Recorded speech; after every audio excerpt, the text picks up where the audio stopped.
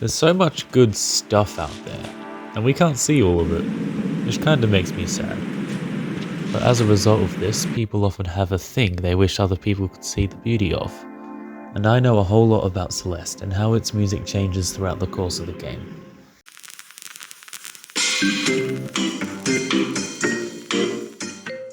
One of the main reasons Celeste was nominated for Game of the Year in 2018 is its absolutely banger soundtrack.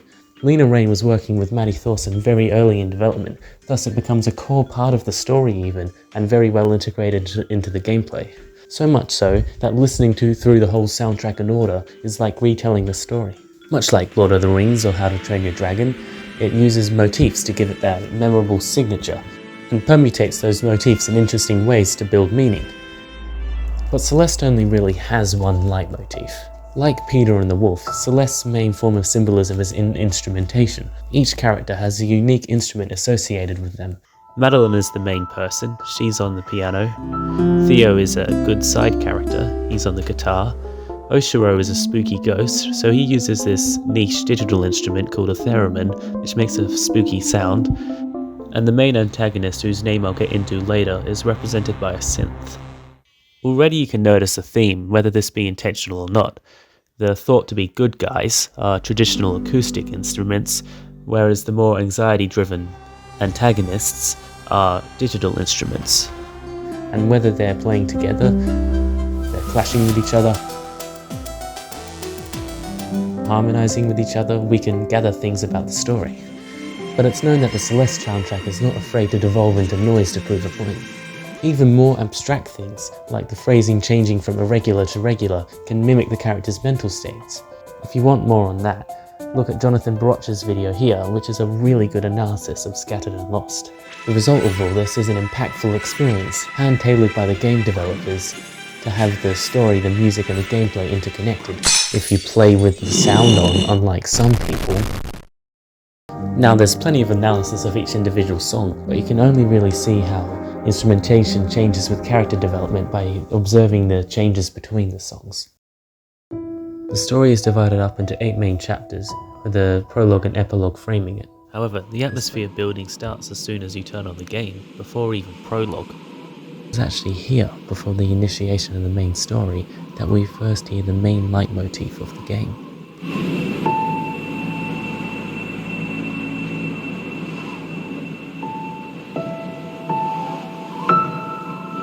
It is the first musical note we hear, and the only instance of the motif being completely untouched. Note the massive gap between the melody and the bass, because this is a very common technique used to create a sense of open and spaciousness, used in Mazzoli's Orbiting Spheres and, the space theme in Outer Wilds. Actually starting the story now, in prologue is a simple piano melody which will be important later. With the focus being on Madeline in this short introduction, Lena is trying to associate the piano with Madeline. The subtle reverb on all the sound effects and dialogue really helps create the mood of this environment.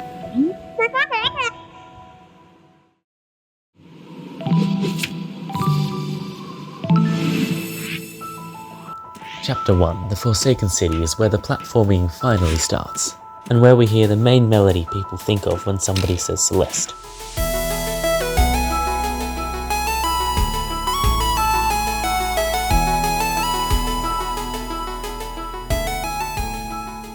Notice how it's that same motif from earlier, except now it's bright, fast and optimistic and in a major key, contrasting the mostly minor tracks that follow, with a much gloomier mood. It also reflects how, for Madeline, mountain climbing is still a novelty to her, which soon wears off in Chapter 2, reflecting us in some degree, in how we might have a great initial motivation for something, which might dwindle over time. Although this is not entirely true, as Celeste music often builds whole songs out of very little themes, so you can hear it modulated in minor by the end of the piece.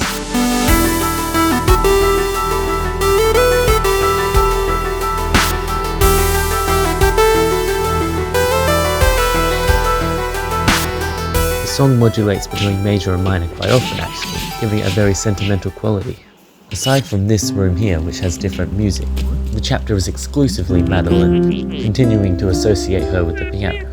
Note how the guitar is alone here, as although Madeline finds him nice, he is just another traveller at this stage. I mentioned how Lena started work with Maddie Thorson very early in development, and one result of this is that the music is very well integrated into the game. For example, the music here is cued for that when you go outside, it takes away everything but the melody and bass, which is the same trick I mentioned earlier to create the sense of openness. Now, Chapter 2, Old Sight, featuring Resurrections. This is my favourite song out of the soundtrack. Why? Because we just had the bright optimistic music in Chapter 1, now we've been hit with a thick layered augmented chord. Unlike Chapter 1, the challenge is not immediately apparent, thus the player is immediately on edge, but not really tense because there's no real danger. And that is reflected in the music, because although there's augmented chords, it is flowing and slow, without high highs or low lows and pretty simple instrumentation. It is tense, but doesn't really instill any sense of adrenaline, until the story kicks into gear.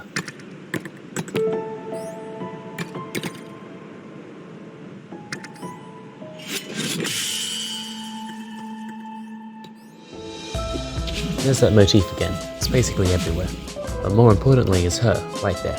She's unnamed in the game, but I like to call her Madeline. Like bad Madeline. She represents Madeline's negative thoughts, including but not limited to anxiety.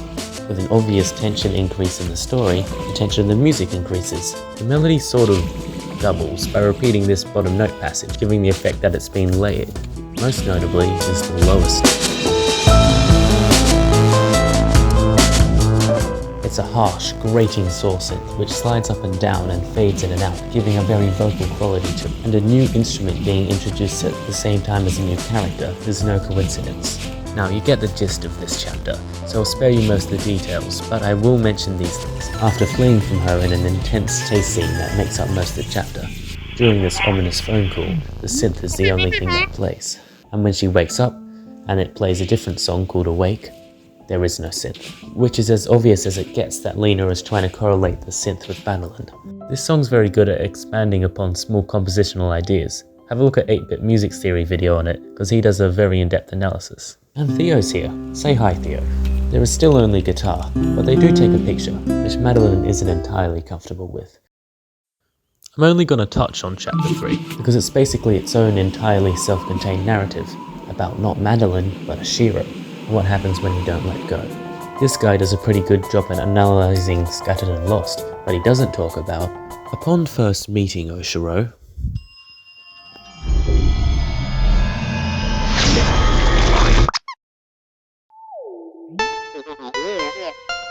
Oshiro's theme song is played, which is one of the only 3 songs to recur multiple times throughout the game, the other one being Madeline's theme, and the other one being Theo's guitar theme.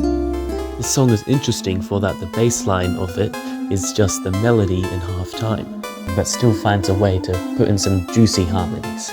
This immediately associates 2 instruments with him, this harpsichord-like synth and the theremin. You may have also noticed that when he moved back down from the air, he played this cute little theremin sound, and this is true for the rest of the chapter. Whenever he moves, even in a cutscene, he will play a little theremin sound.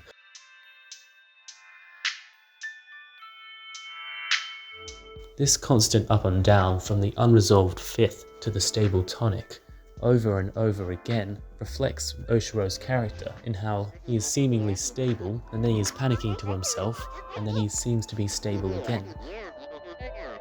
This chapter is also covered with dynamic music stims. For example, the synth returning after you press the second button,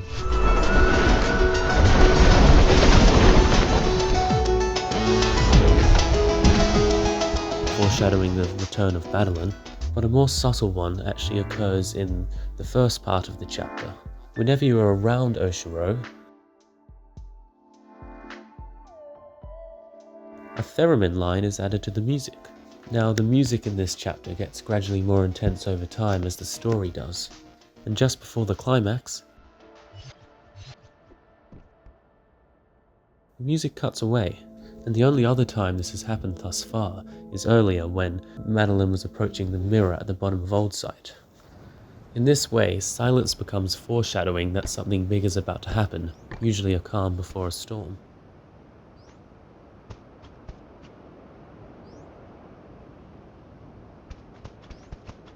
And when we finally reach that climax, made even bigger by the contrast to the silence that was just before,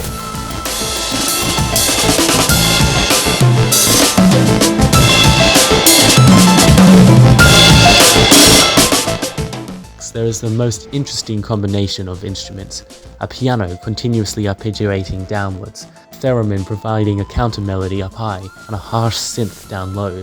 It represents everything coming down crashing at once, but then suddenly drops back to that quiet piano at the very end.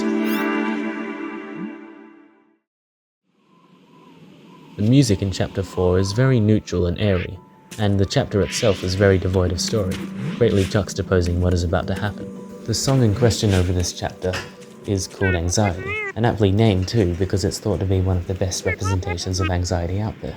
It starts with silence.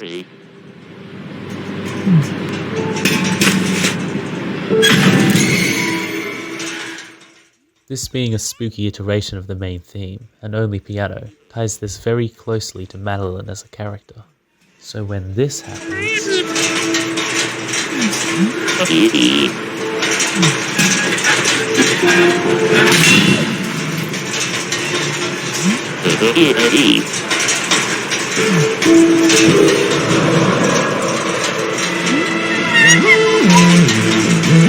Her little piano theme is being completely drowned out by the synth, just as all other reason is being drowned out by panic. These raging, low synths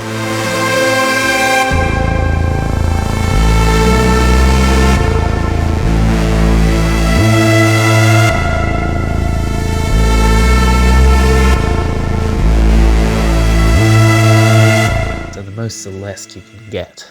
But bit by bit the piano returns, at first almost unnoticeable against the raging synths.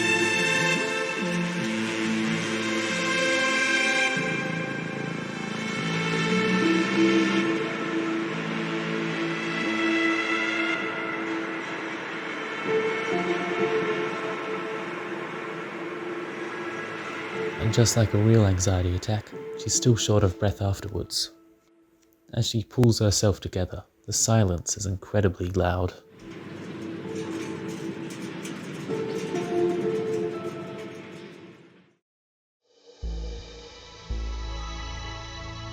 By now, the main leitmotif, all of the characters with their instruments, and all of the songs which the other songs exist in reference to, have been well established. Most of the changes now actually come from the dramatic shifts in mood due to the very different changes in the layered textures.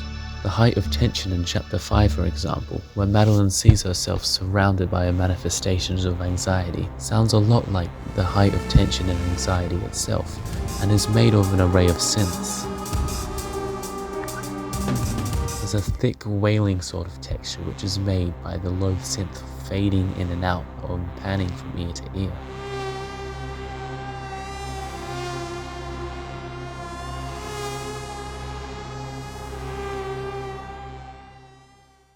A whole bunch of stuff happens next. Madeline and Theo grow much closer together, and thus we hear the piano and the guitar play together for the first time.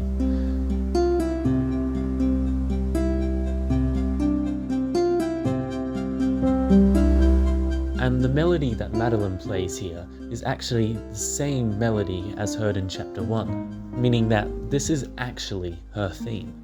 And if this is true, Madeline is now linked to Madeline through the music. For just as Madeline is a part of Madeline, Madeline's theme as a part of Madeline's theme. And the other two characters don't do this. They don't have that signature 4-note movement. And a whole bunch more stuff continues to happen. Most importantly, a big boss fight with Madeline, where her leitmotif features in the song, the same one as heard in Chapter 2 and her theme song.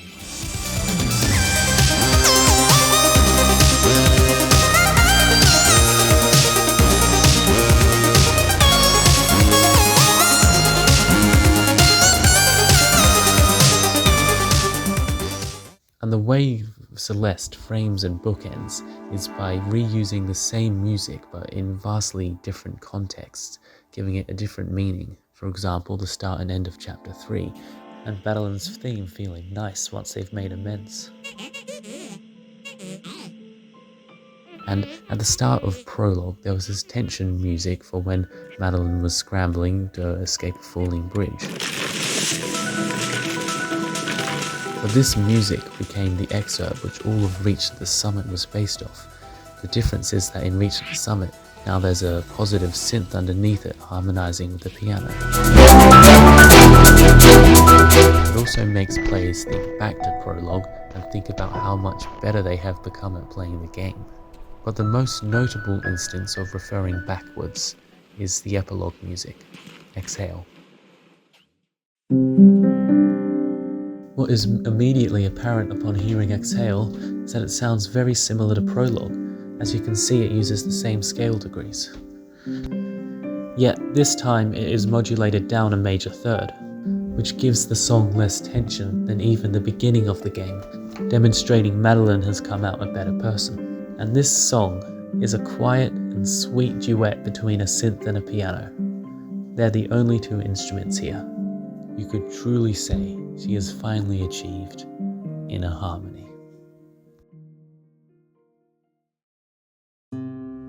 Alright, that's gameplay footage from these guys because sometimes OBS was being a bit funny.